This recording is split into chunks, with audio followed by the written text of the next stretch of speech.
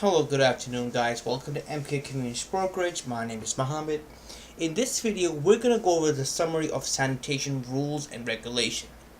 Now, this is approximately about 50 pages. So what I'm going to do is I'm just going to go over the main points of sanitation, basically to clarify some of the rules and regulation and basically to help you guys understand the whole 50-page rules and regulation manual. So let's get started. Obviously, this is a summary rule regulation index page, so if you have to go somewhere specifically, whichever it is, for example, if it's graffiti, snow and ice, just go to the page and you can read from there as well.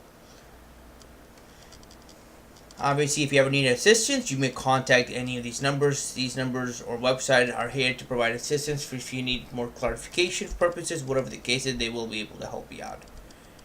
This is about a summary of the sanitation, about the history about it. I'm just going to try to go over the main points.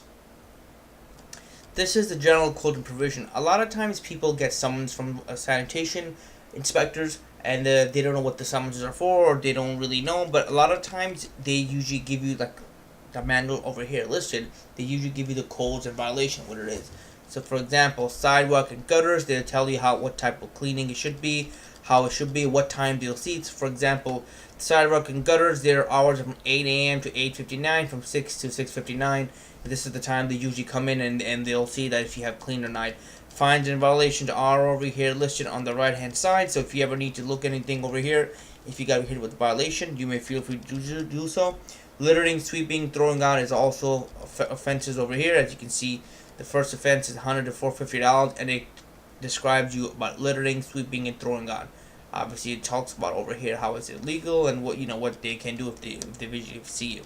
Snow and ice removal. They talk about every owner, tenant, or occupant, or any other person having charge of any lot of building must clean snow and ice on the sidewalk within 4 hours after the snow has stopped falling, or by 11 a.m. the snow has stopped falling after 9 p.m. So they usually give you time frame what to do, and if not, then these are the violations listed over here. A lot of times people don't know about this, so it's better to educate yourself and read through it on your own time. It does help you out. Posting of trees, a lawful placement of stickers, proper protection of city advertisement, a lawful placement of handbill on vehicles. All this information over here, it helps you educate you. So if you don't know if you're supposed to place false posters or not, this is where it's usually the sanitation's obviously duty to enforce it. Again, street cleaning regulations over here. When they do street cleaning, they talked about over here. Dogs failure to remove canine waste. This is also penalty $250, and this is the New York State public health law. So sanitation inspectors are the ones that it usually enforces. Unleashed dogs are again $200 to $400 fine. Refuse collection container disposable. Proper receptacles $100 to $300 fine. Covered receptacles, placement for collection, removal of hinges and discarded refrigerators.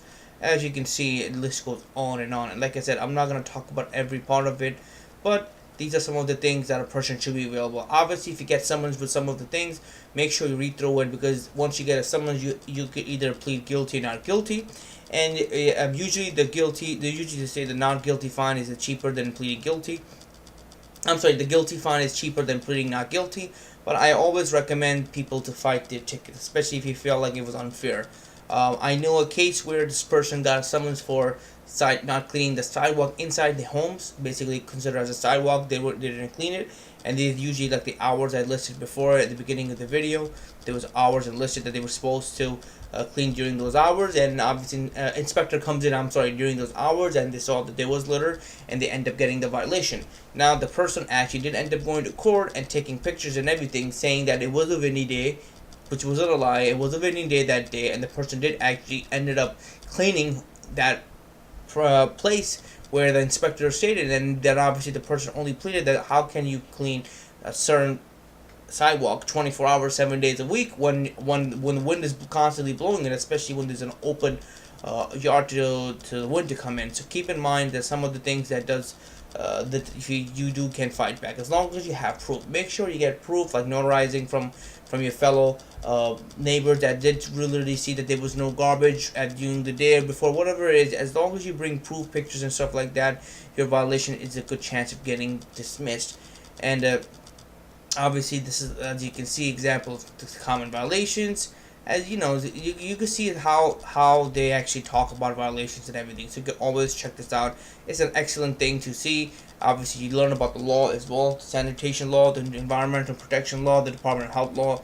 You get to know all these items, and obviously you could. You may always come download this DSNY rules and regulation. I'll get the updated ones because laws do change. It does get updated every year to year. So if you do have time to go online and print it out and reading it on your own, it does really help out a lot.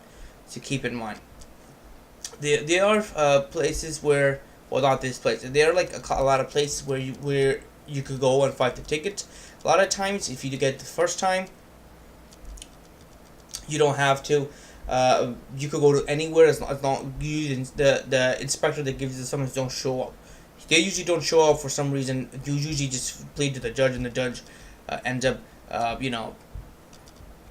dismissing the case. But it's always best bet to uh, contact them and go to there first, and speaking with one of the representatives and see what's going on from there. Again, this is what is this? This is the index again. As you can see, all the index listed over here, but obviously I just want to go over some of the main details and talk to you about the sanitation. If you have any questions, you can always go to their website as well. And usually for when you get a summons like for $100, $200, a lot of people start panicking. People want to pay. I always like to recommend don't pay the summons, just fight it out and see what the summons is for.